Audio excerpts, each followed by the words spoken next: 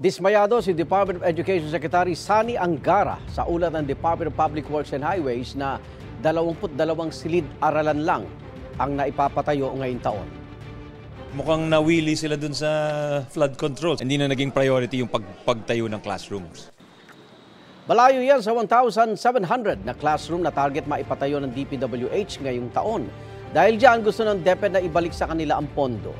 At bibigyan daw nila ng kapangyarihan ng mga lokal na pamahalaan at pribadong sektor para makatulong sa pagpapatayo ng mga paaralan. Kinadismaya rin ni Senate Committee on Basic Education Chairperson Senator Bam Aquino ang bababang bilang ng mga naipatayong classroom. Ayon naman kay DPWH Secretary Vince Dizon, makipag-ugnayan sila sa DepEd at maghahanap ng paraan para mapabilis ang pagpagawa ng mga silid-aralan. When you look at our classrooms, 22 completed for 2025. Even just saying it, sumasakit po yung puso ko. Ang current classroom backlog ho natin ay 146,000. By 2028, if we continue at this rate, aabot ho tayo ng 200,000.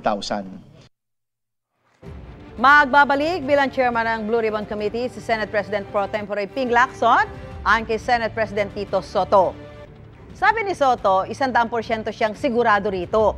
Hindi pa nagbibigay ng panayam si Lacson dahil nagpapagaling pa matapos umailalim sa eye surgery. Pabor naman si Senador Win Gatchalian at Deputy Majority Leader J.V. Ejercito sa napipintong pagbabalik ni Lacson bilang Blue Ribbon Committee Chairman. Matatanda ang nagbitiw si Lacson sa makapangyarihang komite sa Senado kasunod ng anyay pagkadismaya ng ilang kapwa senador sa investigasyon sa flood control projects.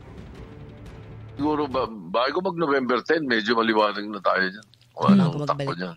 Nakapag-meeting na kami dyan at lahat.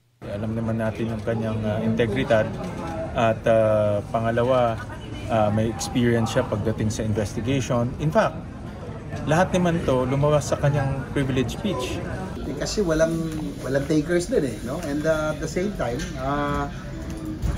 I have to na parang ako pinapagbinta na sinasabing ako naging factor wala, no? At ano kaya ang masasabi ng mga motorista tungkol sa One RFID All Tollways Project? Live mula sa Valenzuela City, may unang balita si EJ Gomez. EJ? Susan, hindi na nga kailangan ng mga motorista ang multiple RFID para makabiyahe sa iba't ibang toll expressways sa Luzon. Meron na nga kasing One RFID na pwedeng ipa-install. Inalam natin kung anong masasabi ng mga kapuso natin ukol dyan. Inilunsad kahapon ang programang One RFID All Tollways ng Department of Transportation o DOTR at Toll Regulatory Board kasama ang RFID providers na AutoSweep at EasyTrip.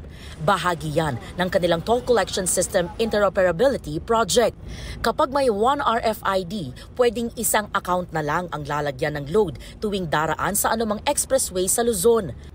Approve ito sa motoristang si James na bumiyahe mula Zambales para maghatid ng kaanak sa NAIA sa Pasay. Malaking bagay po yan, ma'am, kasi unang-una, hindi ka na malilito. Dahil minsan pag nagpapaload po kami, nalilito ako kung saan ako maglo-load. Minsan, napagbabaliktad ko. Yung EasyTex tuloy, walang laman. Bumiyahe naman mula Pangasinan patungong Maynila si Robert. Dumaan daw sila sa T-Plex at EasyTex bago makarating sa NLEX. Dahil marami siyang dinaraan ng expressway, magpapa-install daw siya ng One RFID. Mas maganda po, mas magaan po sa amin kasi isa na lang yung lolodan.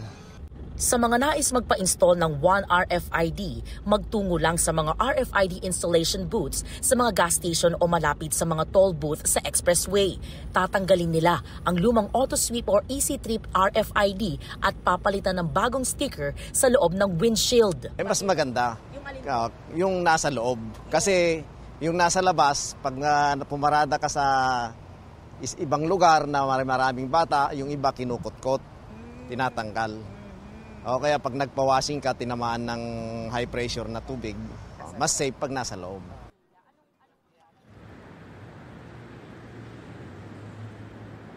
Susan, kung may load balance pa, ang existing RFID na mga kapuso natin dyan ay pwede naman daw ilipat sa bagong account. Optional o hindi naman daw kasi sa pilitan ang paggamit ng One RFID. Kaya magagamit pa rin ang lumang RFID accounts. At yan, ang unang balita mula dito sa Valenzuela City. EJ Gomez para sa GMA Integrated News. Mga kapuso, mapapanood na simula ngayong araw ang bagong season ng GMA Integrated News Podcast na Power Talks with Pia Arcangel. Para sa unang episode ng Season 2, nakapanayam ni Pia sina Alfonso at Alexon Hortaleza ng Hortaleza Corporation at Prime Global. Mapapanood ang premiere episode ng Power Talks with Pia Arcangel sa social media platforms ng GMA Integrated News at mapapakinggan din sa Spotify at Apple Podcast. Kapuso, huwag magpapahuli sa latest news and updates. Mag-iuna ka sa balita at mag-subscribe sa YouTube channel ng GMA Integrated News.